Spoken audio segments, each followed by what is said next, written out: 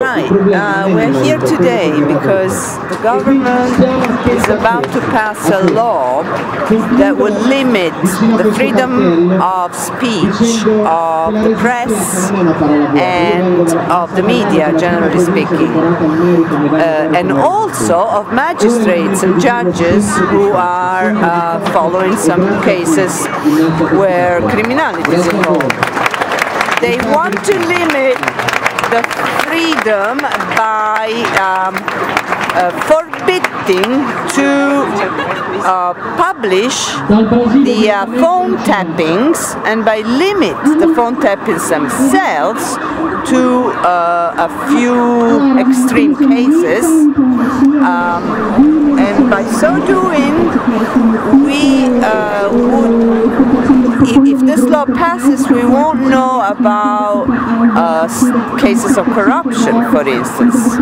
Affermare falsità assolute, per esempio dire che la quantità di intercettati in Italia sia altissima, questa è una sciocchezza che viene sostenuta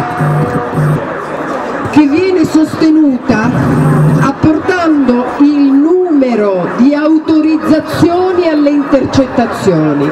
Ora dovete sapere che ogni persona intercettata dispone di più telefoni e telefonini e che ogni intercettazione ha un lasso di tempo ristretto, per cui deve essere riproposta subito dopo, per cui moltissime autorizzazioni riguardano una sola persona. Quindi non passerà, tu dici, magari passerà, però non passerà sicuramente, ma io voglio sapere, a parte i giornalisti dove sono i giornalisti, noi lo vogliamo sapere, sono online forse che ci stanno guardando, dove sono i politici, quelli del palazzo, dove sono?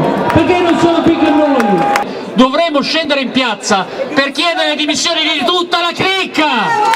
È questo che faremo probabilmente il 19 giugno, chiederemo le dimissioni di tutta la cricca, non ne possiamo più!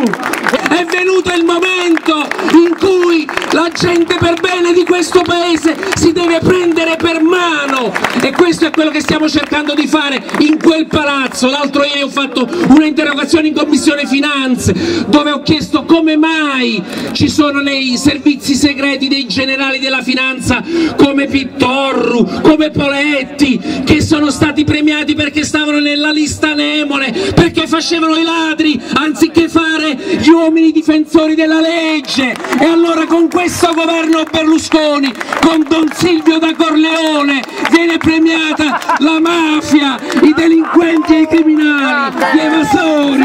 Questo è il paese che ci stanno costruendo ed è questa la ragione per cui oggi in modo forte e determinato dobbiamo ribellarci. Io non ho paura di ribellarci, anzi gliel'ho detto l'altro giorno in Parlamento, fatemene uno al giorno di verbale di 2.580 euro, perché è mio compito e spero anche degli altri colleghi deputati di continuare a resistermi e battermi e protestare e dissentire di questo governo pittuista e mafioso. Gentile Presidente Giorgio Napolitano, le scrivo per chiederle di non promulgare la legge sulle intercettazioni, che a quanto pare verrà approvata dal Parlamento in tempi inspiegabilmente rapidi. Si tratta realmente di una priorità per il nostro Paese? Ritengo questo provvedimento lesivo del mio diritto di essere informato, perché i cittadini hanno il diritto di sapere e di essere correttamente informati. I diritti di espressione e di informazione non possono essere sacrificati in nome della tutela del diritto alla riservatezza. La tutela della privacy non si persegue imbavagliando la stampa e l'editoria e neppure limitando le intercettazioni, perché così facendo si ostacola il prezioso lavoro della magistratura e delle forze dell'ordine nella loro quotidiana lotta alla criminalità. Si sente spesso dire che il Parlamento è lo specchio della società. Bene, lo si sappia chiaramente. Moltissimi cittadini dei più diversi orientamenti politici considerano il disegno di legge Alfano una vera e propria censura. I nostri rappresentanti politici non possono in alcun modo arrogarsi il diritto di censurare la stampa, perché è l'unico strumento che permette a noi cittadini di verificare il loro operato. Tutta la classe politica italiana deve tenere ben presente che in democrazia gli eletti sono tenuti a rendere conto di ciò che fanno agli elettori e nelle vesti di amministratori pubblici i politici hanno il dovere della trasparenza. Mi rivolgo quindi a lei, il garante della Costituzione, affinché a tutti i cittadini italiani vengano assicurati i diritti di espressione e di informazione, quegli stessi diritti che la Corte europea dei diritti dell'uomo ha definito prevalenti sul diritto alla riservatezza. Cordiali saluti.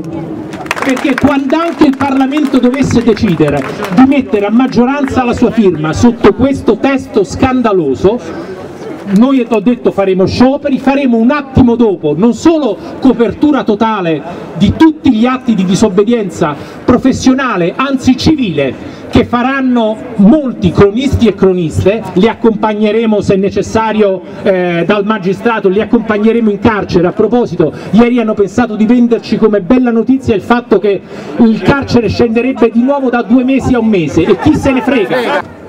Noi siamo in una fase nella quale si sta cercando di eliminare ogni forma di controllo sull'esercizio del potere, quale che sia il potere esercitato.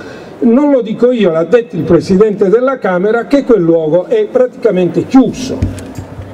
Secondo, la magistratura è continuamente intimidita, questo disegno di legge le vuole ulteriormente impedire la possibilità di fare il suo lavoro di tutela della legalità.